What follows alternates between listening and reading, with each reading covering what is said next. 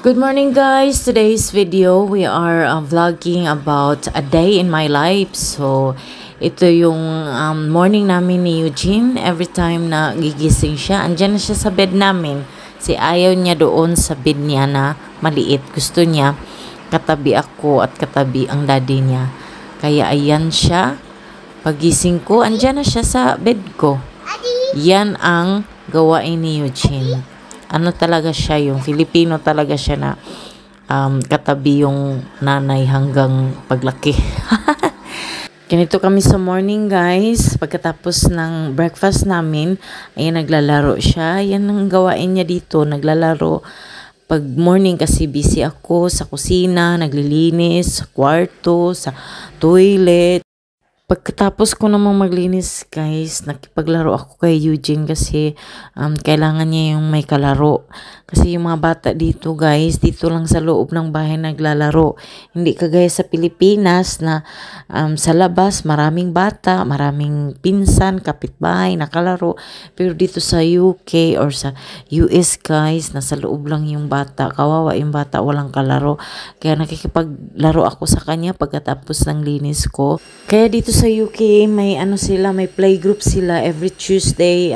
Tinadala ko siya doon sa may playgroup na may kalaro siya mga bata. Maraming mga bata na kalaro niya. Kaya sinasali ko siya every Tuesday lang yung playgroup nila dito pag hindi ka pa nag-aaral.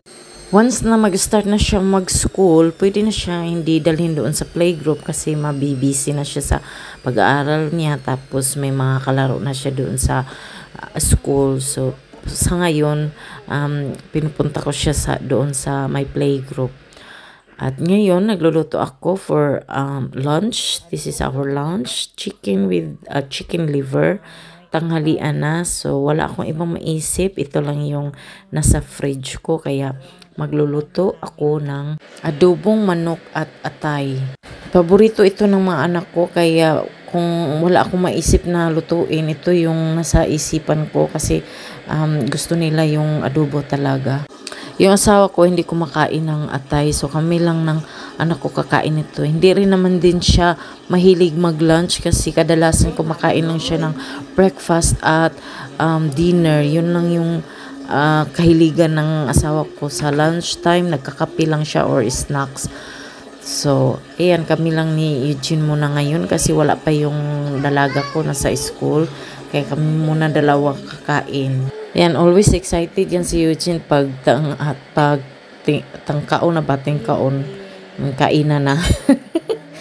Ayan, always excited yan sa kainan. Ewan ko ba kung bakit mahilig talaga sa pagkain si Eugene.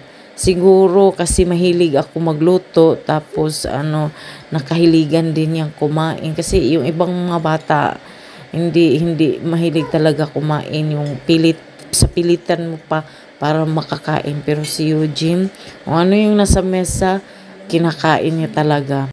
Nasanay siyang kumain ng Filipino kasi araw-araw ako nagluluto dito ng Filipino foods, lalo na pag lunchtime. Gusto ko talaga Filipino food sa lunchtime. Pero pag dinner time, mostly nagluluto ako ng English foods kasi yung asawa ko English. So kailangan magluto ako ng English food para naman ganahan siyang kumain kasi may mga Filipino foods kasi na ayaw ng asawa ko, kaya usually nagluluto ako ng English food sa gabi para sabay kaming kumain para magustuhan din ng asawa ko. Pero may mga Filipino foods naman na gusto ng asawa ko, like yung adobo. Wag lang yung liver kasi ayaw niya yung liver na adobo. Gusto niya yung manok, baboy, yung ganon. Makain naman siya. Tapos yung mga saucy foods like menudo, yung mga fritada, gusto niya yan. Pero yung mga isda or mga seafoods, ayaw ng asawa ko. Hindi siya mahilig kumain ng seafoods kasi nakalakihan niya, hindi siya nasanay kumakain ng seafoods.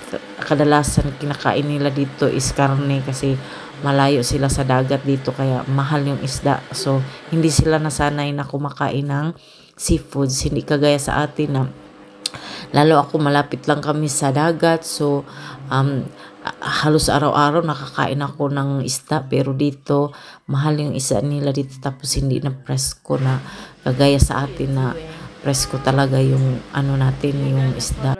Ngayon back to laro na naman si Eugene. Binigyan ko siya ng drawing book tsaka crayon para malibang siya magkulay-kulay dyan sa drawing book niya.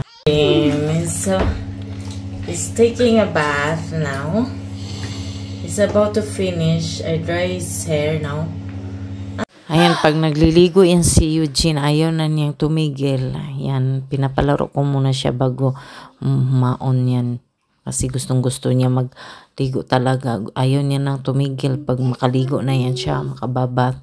Kaya bigyan ko siya ng mga 5 minutes tapos ihaon ko na siya. Ayan. Ito lang guys, nagtatapos ang ating vlog. Thank you guys for watching. See you guys in our next vlog. Good night. Bye-bye.